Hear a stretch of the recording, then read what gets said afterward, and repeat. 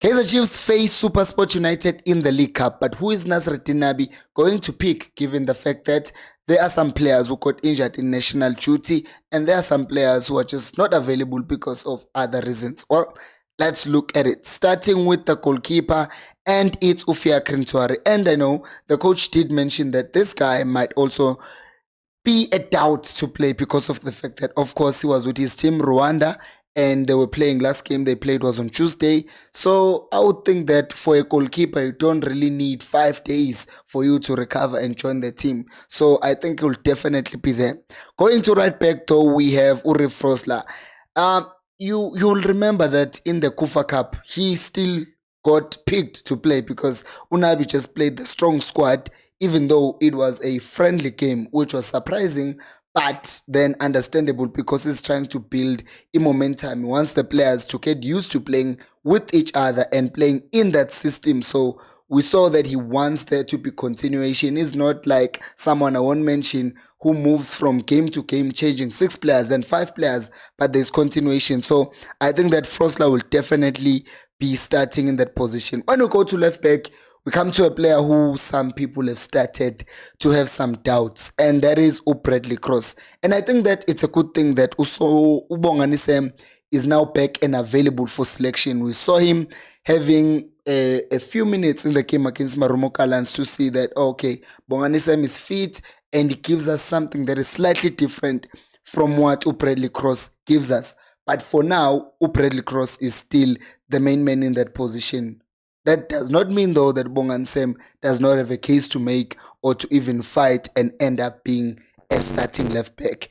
Now we move to midfield, where, of course, nope, we're not in midfield yet. We are still in the centre back pairing. Now, I am placing Utitlok here, and I will tell you why. So, 2 bad things happened in this window, of friendlies, of international games. Now, so we heard that Urashun Totli got injured in the game for Bafana against the Congo. And we saw him towards the end of the game that he was feeling something in his hip, on his hip, and it was like, okay, that's concerning, but it looks like he's soldiering through, right?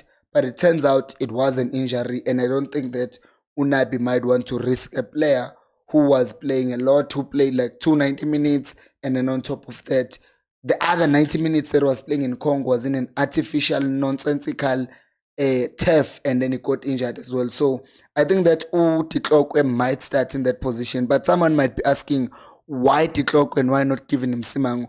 It's because giving him Simango also went out limping and he was holding his hamstring against Marumo Kalans. So that also means he's not available, So, and also... Titlokwe kind of gives us a balance because the man that he plays with is our captain, Mr. Mr. Ntasingana, Miguel, Inacio Miguel, a very leader who will be, by the way, wearing the armband even in the game against SuperSport, because someone that I will talk about later on will not be starting this game. And I think that Miguel is such a crucial player. He's obviously a very good defender, but he's just also a very good leader. Like when I was watching the game, when he was just constantly talking to Samuel Uzwane, hey, do that, move there, don't do that, and all of that. You need someone like that when you are playing football.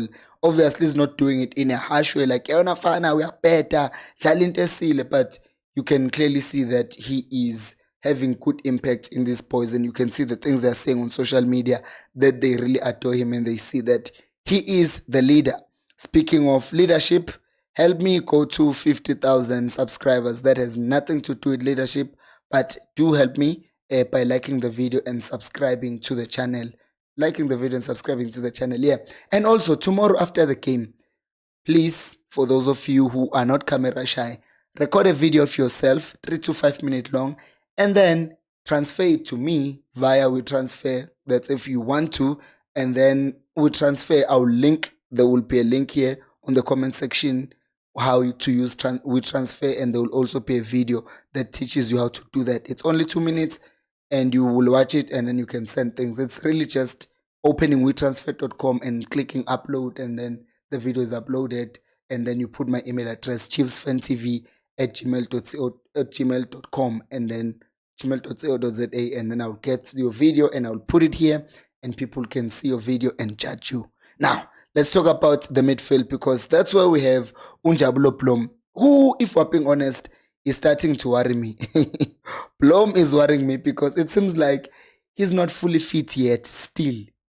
That worries me because I'm like, I know he is key to solving our midfield issues. Whenever there's Blom in that midfield, you just see calm, right? You just see a lot of calm that is there, a lot of control, right? A lot of solidity. And I think that the sooner this man gets fit, the sooner that club starts performing and pocketing people in that midfield, which leads us to his double pivot partner, which is gonna be Usamgelo Zwane. Oh, shocker, where is Yusuf Mat? No, he's not gonna play. And I think that if you have Uplom, who's clearly very good, who can sit, but at the same time can also play as an 8 and go forward because he can play the ball, but he's also very good in his recovery.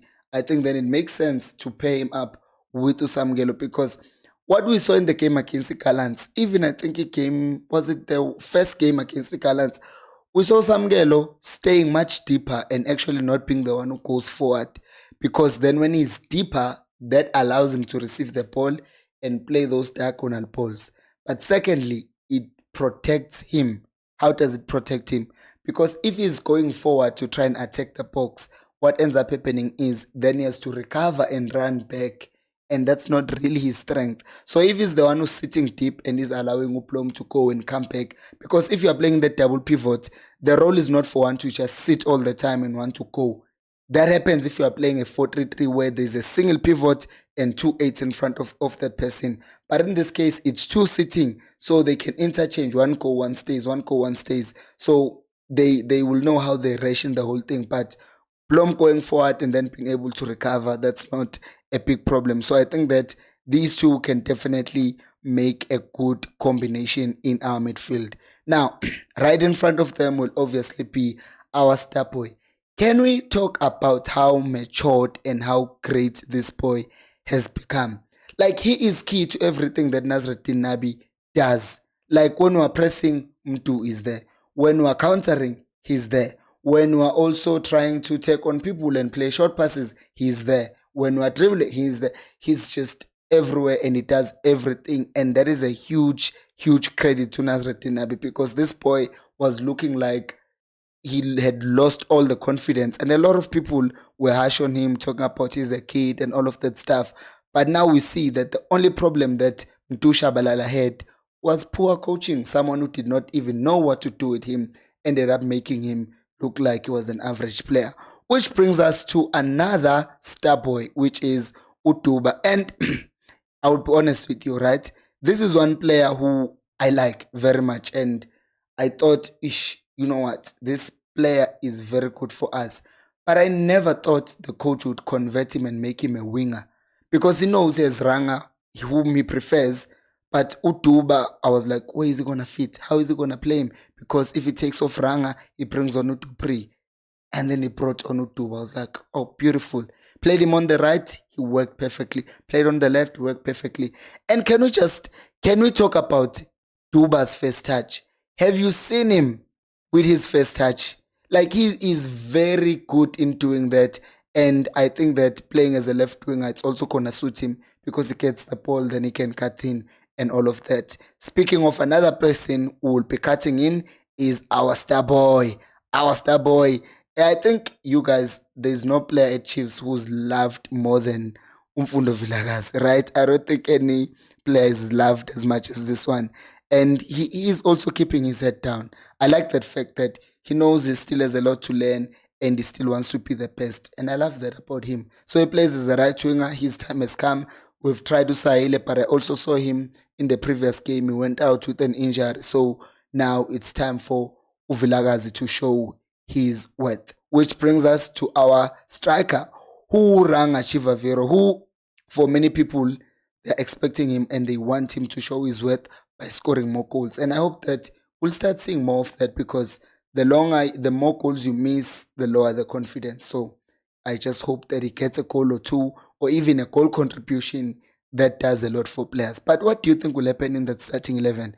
Do let me know down on the comment section below. Thank you so much for watching. And if you'll be sending the video, say, I will be sending the video so that I know how many videos to expect tomorrow after the game. Thank you so much for watching. And until next time, remember, Khosi, I'll pay you more.